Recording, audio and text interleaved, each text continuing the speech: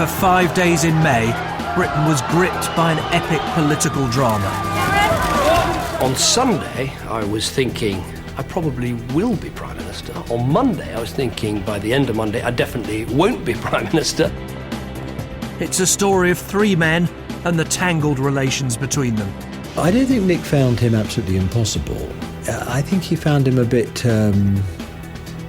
Gordonish. He's a proud man, and I think I saw immediately it would have been easier for me to have said that to him one-on-one. Tonight we reveal what really happened behind closed doors. In the Monday meeting, they were far more antagonistic, a bit dismissive, a bit arrogant. I look around the room thinking, my God, what has happened here? Look, we're only yards there from the windows of Downing Street. Gordon Brown is in there wondering what we're doing, and we have to make sure we are getting him out. And we listen in on the calls which made history. Nick, I have to do this now. I can't stay on. It's a choice one way or the other. You've made the choice. I remember having to ring Samantha and saying, well, we could be going to the palace, you better get your frock on. This was 5 days of drama that really mattered.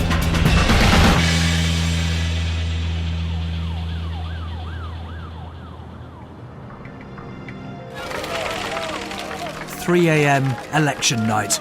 David Cameron should have been certain of victory. In fact, he was certain of nothing.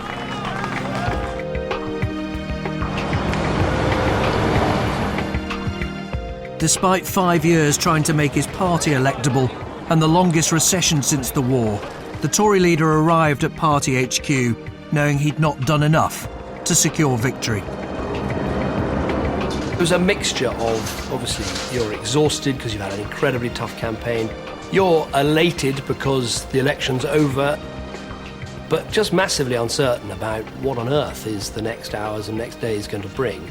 And yes, the sense that you might have come to the end of one thing, but you didn't have the certainty of knowing what the next thing was going to be. And it was a very strange sense, because nobody knew what was going to happen next. We've been here since 10 o'clock yesterday evening, and no sign of any one party having a majority. Before any new government could be formed, deals would have to be done. This is the election that nobody clearly won. It's tantalising for David Cameron. Look how close he has got, but he's not quite there. What we know is we're in for an extremely interesting night.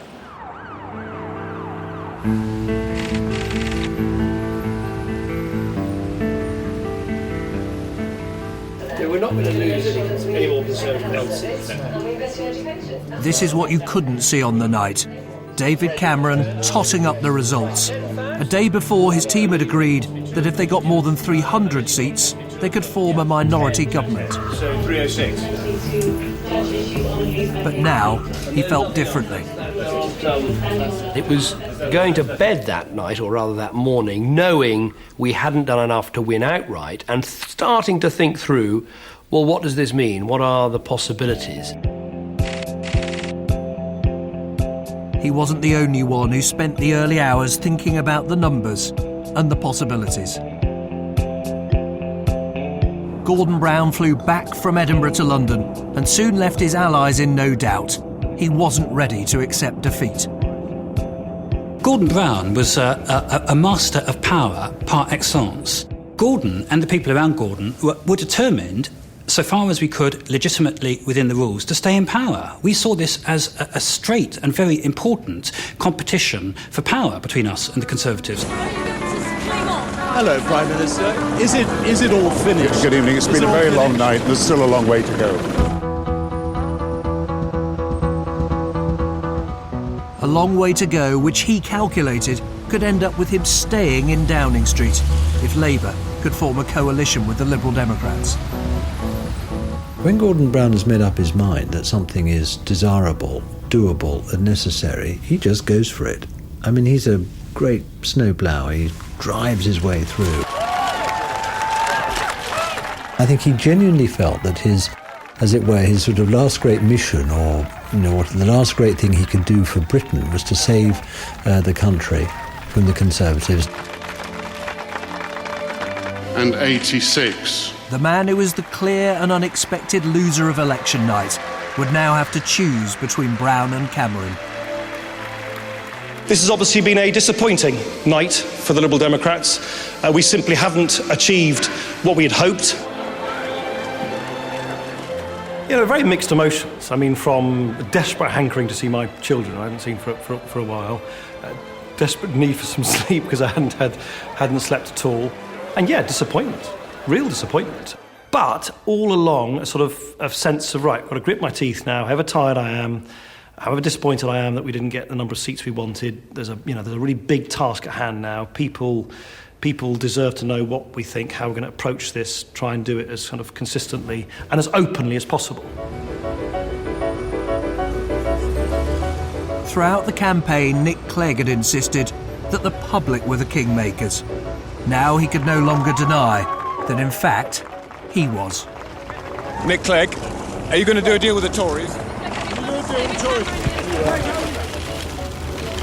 Whichever party gets the most votes and the most seats, if not an absolute majority, has the first right to seek to govern, either on its own or by reaching out to other parties.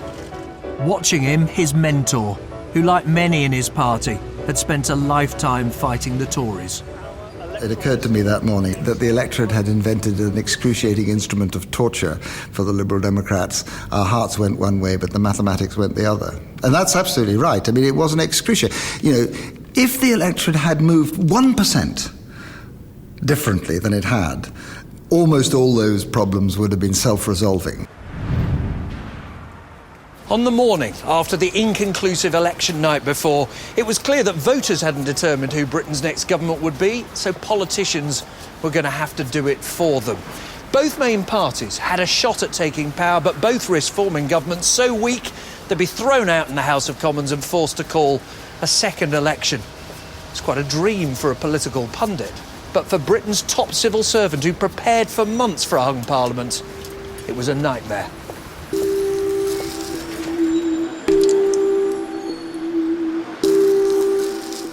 We had individual civil servants playing the roles of the different leaders, and indeed there was one infamous scenario 4, which was just like the result that we actually got. And the good news about it is that we therefore role-played it. The bad news is that we didn't actually succeed in coming to a good conclusion.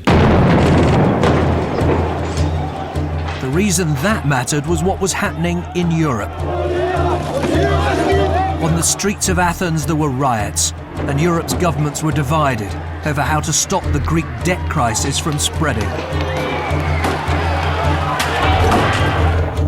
If Britain looked rudderless at this time, officials feared what some called a perfect storm. The markets would punish uncertainty. What might have been a minority government wouldn't have the strength in Parliament to be able to pass the tough measures that were needed to get us through this problem. So the key issue then was that the markets would really make us pay a price on the Monday morning by selling our debt, and that would have been a real problem for the country. The clock was now ticking. The civil service would provide advice, facilities and support for political negotiations. But the next move would have to come from one of the men who could lead a new government. What both David Cameron and Gordon Brown understood on the Friday morning was it was perfectly possible for a non-Conservative government to be formed. The other parties would all be very likely to support, tacitly, a Lab-Lib government. So David Cameron was faced immediately with an anti-Tory majority in the House of Commons unless he produced a game-changer. That is precisely what David Cameron had decided to do. Labour predicted that he would claim victory and attack the squatter in Downing Street.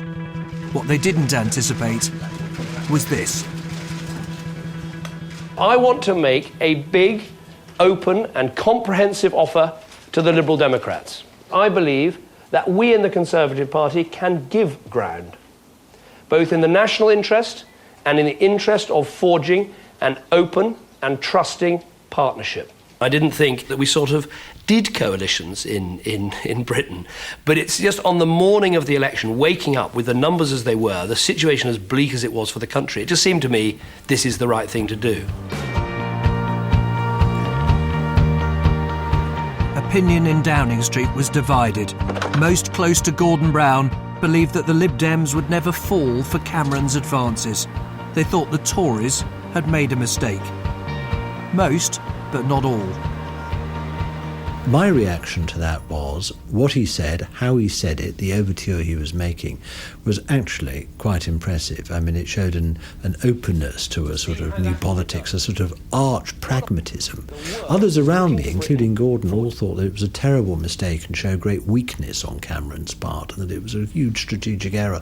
I must say I couldn't see the error in what he was saying at all. I must say I felt this guy knows what he's doing and he's going to motor. The Tory leader had completely wrong-footed, not just Labour but those Liberal Democrats who yearned to do a deal with Labour. My first thought was that hasn't been dreamt up since 10 p.m. last night when the polls closed. That must have been in preparation. It's polished, it's clearly very, very carefully thought out. The Tories are wary of admitting that they prepared for anything except victory. But before the election they did detailed planning for a hung parliament, and their leader went even further. David Cameron had mused out loud about coalition as a possibility. Did he talk to you about it? I think only mused. We hadn't done any work on it. We hadn't thought what the consequences would be. Yes, he certainly will have said, you know, we might have to do that or the country might need that, but we hadn't really planned it. If they hadn't planned for this, it certainly didn't look that way. David Cameron was soon on the phone to Nick Clegg, on screen a reminder to express appreciation for how his opponent had handled himself and to agree how negotiations would now start. The first face-to-face talks between the Conservatives and Lib Dems are expected to take place tonight. The two leaders agreed to send 4 negotiators each to the Cabinet Office, just yards from Downing Street. In the days to come, Whitehall, a road normally the scene of dignified ceremonial, would be turned into a rolling scrum of cameras, reporters and bemused onlookers.